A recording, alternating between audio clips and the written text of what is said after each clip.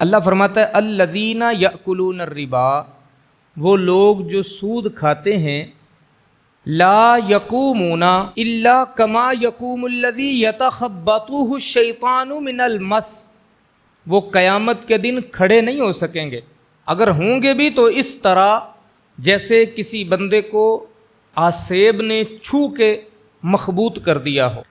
اور پھر فرمایا ذالک بانہم قالوا انما البیع مثل الربا، یہ اس وجہ سے ان کے ساتھ ہوا کہ انہوں نے کہا تھا کہ یہ تجارت بھی تو سود کی طرح ہے، وَأَحَلَّ اللَّهُ الْبَيْعَ وَحَرَّمَ الرِّبَا، حالانکہ اللہ نے تجارت کو حلال کیا ہے اور سود کو حرام کیا ہے۔ فَمَنْ جَاءَهُ مَوْعِظَةٌ مِّن رَّبِّهِ فَانْتَهَىٰ فَلَهُ مَا سَلَفَ، تو اس حکم کے آ جانے کے بعد جس کو تو نصیحت آ گئی، اس کے رب کی طرف سے نصیحت آنے کے بعد فَانْتَهَىٰ، اس نے اپنے آپ کو روک لیا، تو فَلَهُ مَا سَلَفَ، جو وہ لے چکا اس کی معافی ہے، وَأَمْرُهُ إِلَى اللَّهِ، اور اس کا کام بھی اللہ کے سپرد ہے۔ ایک تو اس کو معافی بھی ہے، باقی اس کا کام بھی اللہ کے سپرد ہے۔ اس کا بھی ایک مطلب ہے، یہی خدشہ ہے نا کہ بھائی اتنا سارا باقی ہے، میں چھوڑ دوں گا تو بنے گا کیا؟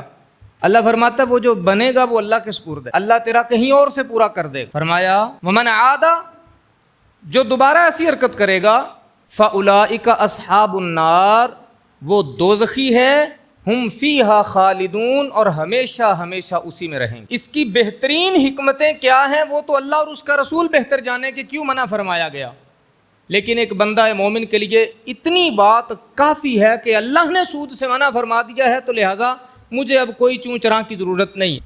کیوں؟ اس لیے کہ اس کا ایمان اس بات کی گواہی دیتا ہے کہ یہ حکم اللہ کا ہے۔ بات کی سمجھ آئی؟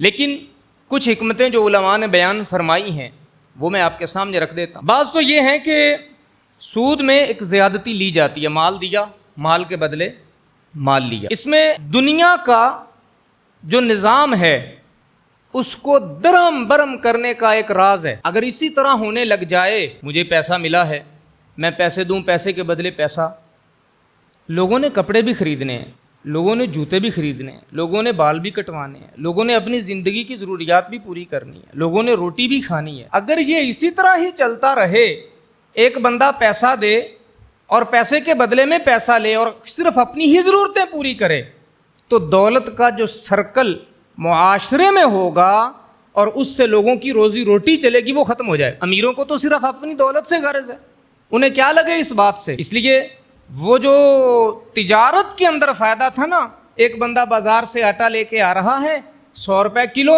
یہاں لا کے وہ 150 روپے کلو بیچ رہا ہے۔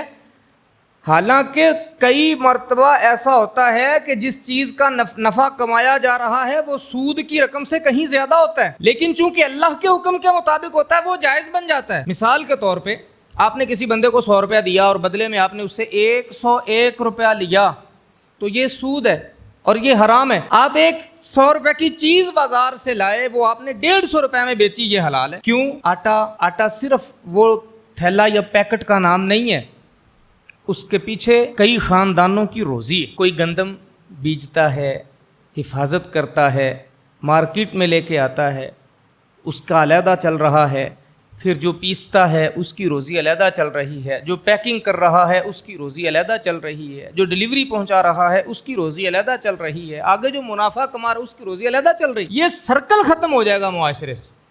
اگر ہر بندے کو، ایک بندہ ہے اس کو پتا ہے کہ میں نے 1 لاکھ روپے کا آٹا لے کے آنا ہے اور 1 لاکھ کا آٹا لا کے میں نے اس کو 1.25 لاکھ روپے میں بیچ لینا ہے، اسی بندے کو پتا چل جائے کہ میں نے 1 لاکھ روپے مارکیٹ میں دینا ہے، مجھے 1,20,000 30,000 روپے گھر بیٹھے بٹھائے آ جانا ہے، تو وہ آٹا لائے گا یا گھر بیٹھے بٹھائے پہ ترجیح دے گا؟ اور اللہ یہ نہیں چاہتا۔ اللہ یہ چاہتا ہے کہ کائنات کا نظام سب سے بہترین پیرائے میں چلنا چاہیے۔ کیا ایسا ہوتا ہے آپ تاجر کے پاس جائیں نا، آپ کی جیب میں 10 روپے کم ہے اور آٹا 1 کلو آپ نے لے لیا ہے، تو وہ یہ نہیں کہتا کہ یار 10 روپیہ دا مینوں واپس کر دے، وہ کہتا چل پھر کی کوئی گل نہیں، لے جا۔ اور اگر کوئی زیادہ بھی سخت ہو تو اتنا کہہ دیتا ہے کہ پھر دے دیں۔ کیا سود خور ایسا کرتا ہے؟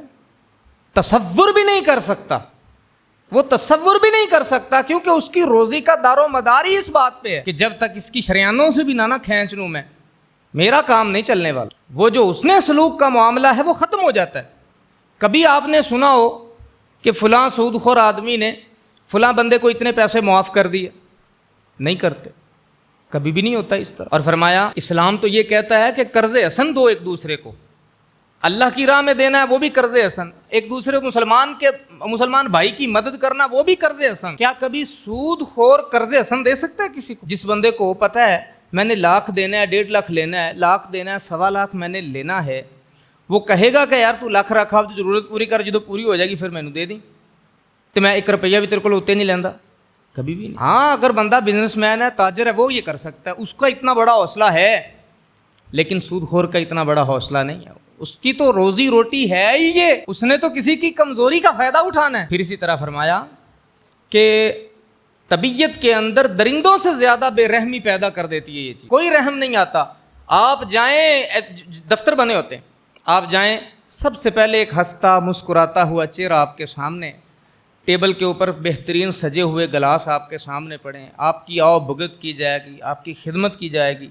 جب آپ رقم لے لیں گے بس پھر اس کے بعد آپ ایک نیا چہرہ دیکھیں، بھیڑیے کا چہرہ.